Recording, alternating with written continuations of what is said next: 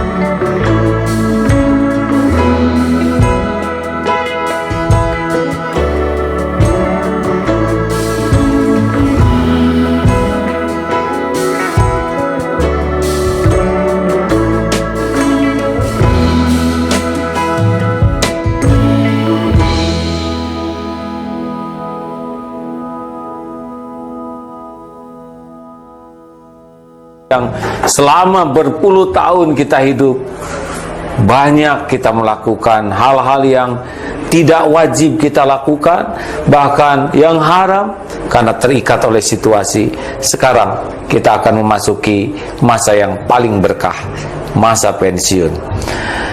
Berikut ini secara sederhana saja, ada 5 kiat menghadapi persoalan. 1, kita harus sangat siap dengan yang cocok dan yang tidak cocok dengan keinginan kita. Mengapa? Karena hidup ini mustahil akan selalu cocok, dan bila cocok semua pasti akan bermasalah. Ibu ingin sehat, bapak ingin sehat, yang lain juga ingin sehat.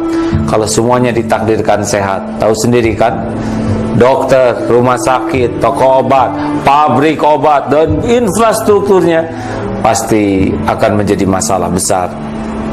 Sakit sehat sama saja, tergantung bagaimana menyikapinya. Tepat menyikapi sehat, berkah. Tepat menyikapi sakit, juga berkah. Kita harus sangat siap dengan yang cocok dan yang tidak cocok, karena tugas kita bukan mengatur Allah. Tugas kita cuma 3, meluruskan niat, menyempurnakan ikhtiar, dan pasrahkan kepada Allah dengan tawakal. Apapun yang terjadi, kalau sudah niatnya lurus, ikhtiar maksimal dan tawakal, itu pasti yang terbaik. Tidak penting keinginan kita selalu terwujud, yang terpenting adalah apa yang terbaik menurut Allah, karena dialah yang maha tahu. 2, kalau sudah terjadi, terima, ridho. Orang itu menderita bukan karena kenyataan, orang itu menderita karena tidak menerima kenyataan. Bukan tidak bisa menerima, tidak mau menerima kenyataan.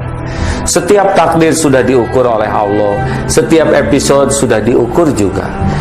Berat ringannya tergantung dari kemampuan kita menerima. Seperti genteng jatuh ke jidat, kalau sudah kena, ridho. Karena tidak ridho juga sudah benjol. Tidak bisa kita mengatakan saya tidak menerima. Tanda terimanya sudah ada. Nasi jadi bubur, terima sambil cari cakwe, kacang polong, kerupuk, kecap, seledri, bawang goreng, jadikan bubur ayam spesial. Siap menghadapi pensiun? Kalau sudah terjadi, nikmati sambil kita cari hal apapun yang membuat masa pensiun kita masa yang paling indah. 3. Jangan mempersulit diri. Ayolah kita jujur. Sudah banyak episode yang kita jalani. Sudah sering kita ngarang, tegang, cemas, begitu gawat seperti yang akan kita hadapi. Tapi sesudah kita lewati, biasa saja. Tidak segawat yang kita duga sebelumnya. Usia seperti kita ini sudah tua, sudah banyak yang kita lewati. Masih hidup, masih makan, masih berpakaian, masih berteduh. Kurang apa? Kurang syukur dan kurang ajar, maaf, kurang bijak terhadap karunia Allah. Makanya kendalikan diri, jangan segala dikarang. Ada Allah, ya. Semuanya sudah pas kok. Kerjakan dengan baik, HHN, hadapi, hayati episode ini, dan nikmati dengan ada di jalan Allah. Tidak ada yang gawat. Rezeki sudah ada. Sebelum kita lahir, sudah ada. Ada nafas, ada rezeki. Kita tidak akan mati sebelum rezeki kita habis, jatah kita. Maka nikmati saja. Yang keempat, inilah evaluasi diri. Karena tidak ada satupun karunia kecuali dari Allah, dan tidak ada satupun keburukan yang menimpa kecuali diundang oleh perilaku buruk kita sendiri. Kalau kita bisa menemukan keburukan kita dan kita bisa tobat, hadiahnya hati jadi tenang. Jalan keluar akan ada dan pertolongan Allah akan datang dengan sendirinya dari tempat yang tidak diduga. Kuncinya adalah tobat. Orang tobat hanya baru bisa terjadi kalau berani jujur melihat keburukan, kesalahan, kekurangan sendiri. Tidak ada yang membahayakan hidup kita selain keburukan kita sendiri. Orang berbuat buruk kepada kita, dia akan dapat balasannya. Dan boleh jadi keburukan orang jadi penggugur dosa kita. Tapi kalau kita berbuat buruk, itu pasti jadi petaka bagi kita. Tidak ada yang mengancam diri kita selain keburukan kita sendiri. Tidak ada yang mencelakakan diri kita selain keburukan kita sendiri yang tidak segera kita taubati. Inilah ladang waktu yang luas. Kita bisa tafakur, buka lembaran-lembaran hidup yang salah, yang kurang, kita mohon ampun ke Allah, minta maaf kepada orang, dan kita perbaiki. Maka sibuklah dengan memperbaiki diri, insya Allah semua akan menjadi lebih baik. Dan yang kelima adalah cukuplah Allah sebagai penolong kita. Segala-gala yang ada ini cuma ciptaan Allah. Tidak bisa memberi manfaat kalau Allah tidak menghendaki, dan tidak bisa membawa mudarat kecuali kalau Allah menghendaki. Tanpa kehendak Allah tidak ada nikmat sekecil apapun yang datang, dan tidak jatuh sehelai rambut pun. Oleh karena itu dekati Allah, pencipta, pemilik, penguasa, penentu segalanya. Mendekati makhluk tidak salah, tapi berharap dari makhluk, bergantung bersandar ke makhluk, itulah biang kesengsaraan kita. Termasuk kepada benda. Semua hanya ciptaan, tidak bisa membahagiakan, tidak bisa menolong, tidak bisa memuliakan tanpa izin pemiliknya. Inilah kesempatan emas. Mari kita patuh ke Allah. Wa may yattaqillah yaj'al lahu makhrajan. Makin dekat dengan Allah, pasti ada jalan. Jalan dibuka, baik yang terpikir maupun yang tidak terpikir. Wa may yatawakkal 'ala Allah, yang hatinya pasrah sambil menyempurnakan ikhtiar, fahuwa hasbuh.